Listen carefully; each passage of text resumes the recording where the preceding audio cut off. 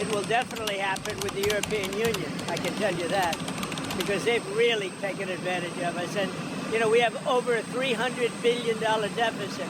They don't take our cars, they don't take our farm products, they take almost nothing, and we take everything from them. But the European Union... Carefully to those words, and of course we are preparing also on our side. But what is clear, there are no winners in trade wars. If United States and the US start the trade war, then the one laughing on the side is China. We want our own research, our own startups to grow up and scale up, but we want to team up as well with American, Indian, Gulfian, Chinese players. Alibaba and Google will be here at the summit. In the world of international trade, few decisions have carried as much weight as the European Union's response to former U.S. President Donald Trump's controversial tariffs on European goods. Over the past few years, these tariffs have sparked a trade war between two of the world's largest economies, shaping the future of transatlantic relations. As the United States escalated its protectionist policies, the European Union was forced to make a tough decision: how to respond to Trump's tariffs and what that response would mean for the global economy. Donald Trump's administration brought a radical shift in U.S. trade policy, focusing on America first and prioritizing the interests of U.S. manufacturers over free trade agreements. One of the most significant actions during Trump's presidency was the imposition of tariffs on European goods. These tariffs were part of a broader strategy to address what Trump described as unfair trade practices, specifically targeting steel and aluminum imports, as well as a wide range of European products. The European Union, which prides itself on maintaining open and fair trade with global partners, found itself at a crossroads. The decision to retaliate or negotiate was not a simple one.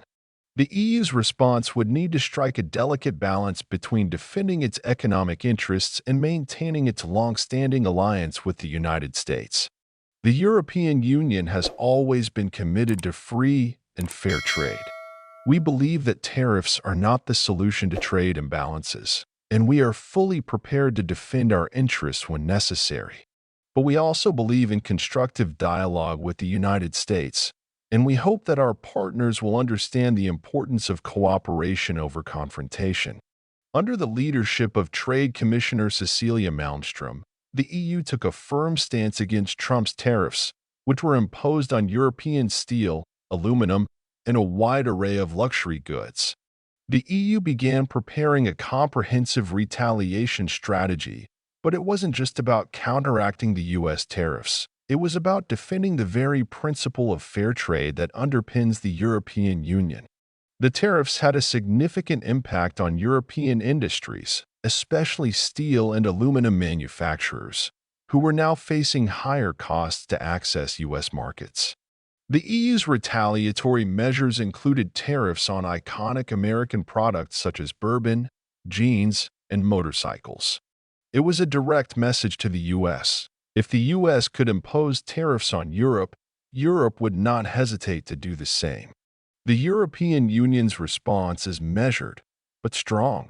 We are taking action to protect our businesses and our people from the effects of these unjust tariffs. Our position has always been clear. We stand by free and fair trade. The world needs stability, not trade wars. For Trump, the tariffs were a necessary step to address what he saw as trade imbalances that disadvantaged American workers and industries. He argued that foreign steel and aluminum were being dumped into the U.S. market at unfairly low prices, threatening American manufacturers and workers. We are putting America first. Our steel workers and manufacturers have been taken advantage of for too long. The European Union and others have been dumping steel into our markets, and it's time we protect our workers. The tariffs are necessary for our country's future. The European Union's response came swiftly. In addition to tariffs on U.S. goods, the EU engaged in negotiations with the United States, hoping to de-escalate the situation. However, the impasse remained, with both sides continuing to dig in their heels.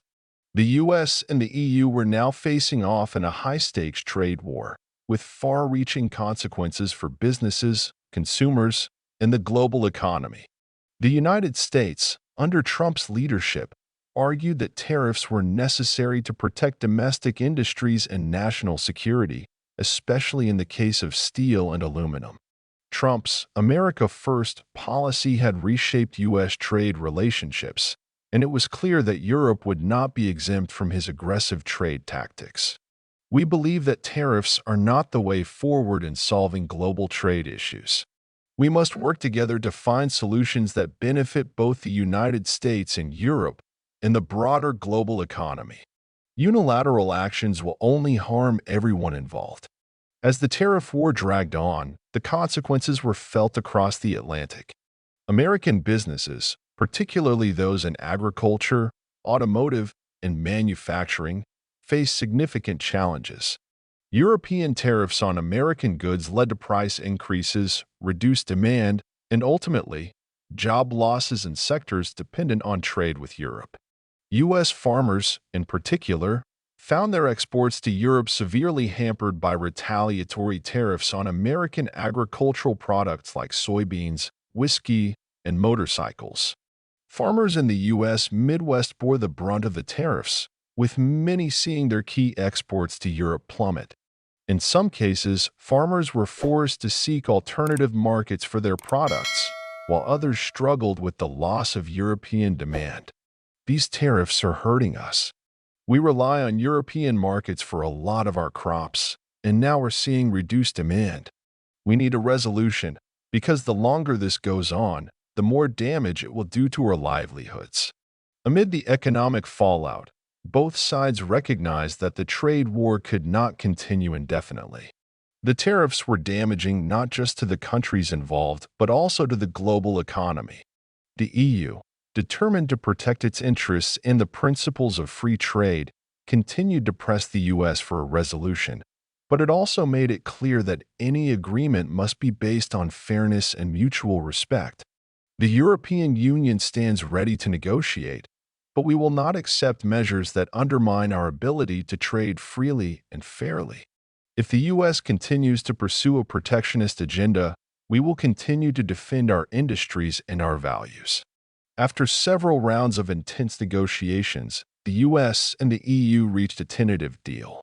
The agreement included a reduction in tariffs on certain European goods and the removal of some restrictions on U.S. steel exports. However, the deal was not without its compromises. The U.S. maintained some tariffs on European steel and aluminum, while the EU continued to press for a broader reduction in trade barriers. This is a win for America. We've struck a deal that will protect American jobs and industries. We've made tremendous progress, and we're just getting started. The European Union has agreed to lower tariffs on U.S. products, and that's going to create jobs for Americans. For the EU, the deal was seen as a victory for the principles of multilateral trade. While the tariffs on steel and aluminum were still in place, the deal opened the door for further negotiations to reduce barriers and improve access to both markets. We've reached an important agreement that shows that negotiation, not protectionism, is the way forward. This is a step toward restoring transatlantic relations, and we will continue to work toward further progress. While the UCU tariff dispute may have cooled, the broader debate over global trade policy rages on. The Trump-era tariffs were part of a larger shift in the global trade landscape, one that prioritizes national interest over multilateral cooperation. Whether or not the new agreements between the EU and the U.S. signal a permanent shift in trade dynamics remains to be seen. In the end, the EU's decision to stand firm against Trump's tariffs was more than just about trade. It was about preserving the principles of fairness and cooperation in a world where trade wars threaten to undo decades of progress. For the EU, the fight may be far from over, but the message has been made clear. Standing up for free trade is a battle worth fighting.